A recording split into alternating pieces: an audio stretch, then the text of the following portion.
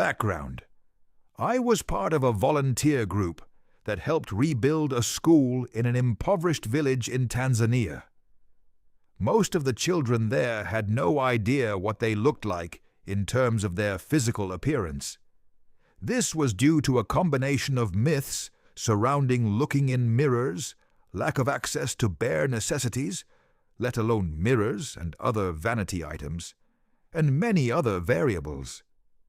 They had never seen their reflections other than through bodies of water such as lakes and rivers. Here's what it was like. It was an immense privilege to have had this experience and bear witness to the sheer beauty and intensity of these moments, one that I am extremely grateful for every day since then. Some kids were initially hesitant to look into the cameras, but once they did, there was a palpable shift in the atmosphere. There were instances when perhaps a child found something in the photo they weren't expecting or simply couldn't believe what they were seeing. A look of confusion would wash over them before being replaced by total awe and wonder. They seemed overwhelmed by the realization that this was who they looked like, which made me sad for them in knowing that so much of their understanding of who they are had been robbed from them due to superstitions surrounding mirrors, limited access to resources, etc.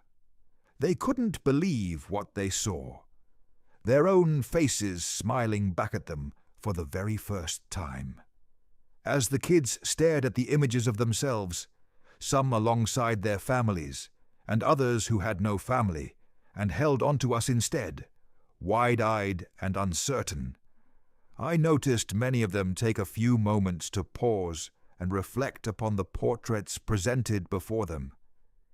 It was as if these images had provided an access point to something that had been denied to them up until this point: knowledge about their physical appearance. For many of the kids, it seemed as though these images were a bridge between the person they thought they knew themselves to be and the person that now stared back at them from those photographs.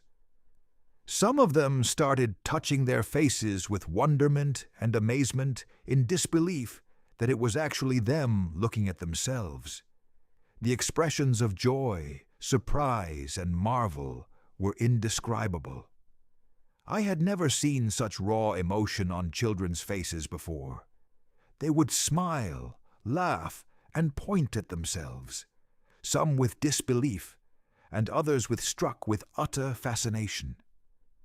Some even laughed out loud with happiness, knowing that they now had tangible memories of how they used to look when they were younger, something most elders there could only dream of having access to previously.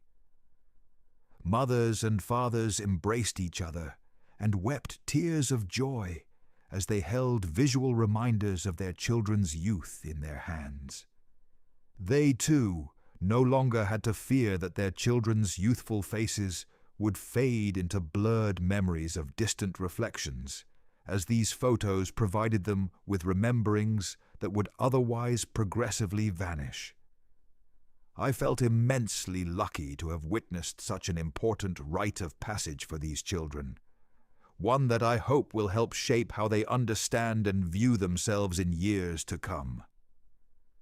The sight of such innocence and gratitude was too profound, reducing several volunteers to their knees as they wept at the sight of innocence, joy, pain, and indescribable beauty before them. My own strength barely held me upright as compassion coursed through my veins and a seismic tremor shook my core. Seeing this moment of recognition was an honor, an invaluable reminder of the strength and resiliency of the human spirit and our capacity for joy born from adversity. I was also struck by how fleeting this moment seemed, no matter how beautiful it was in that very instant. These moments are precious.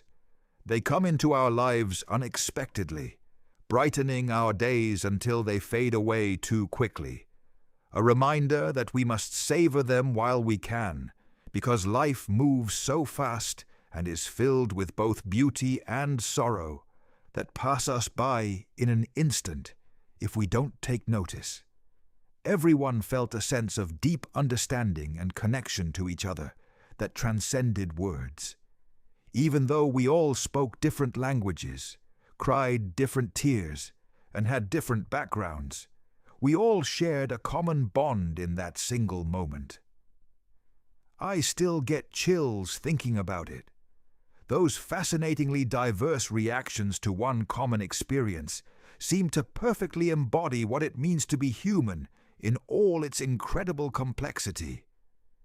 It felt like a shared moment of pure joy between us all, almost as if our individual experiences and stories didn't matter anymore.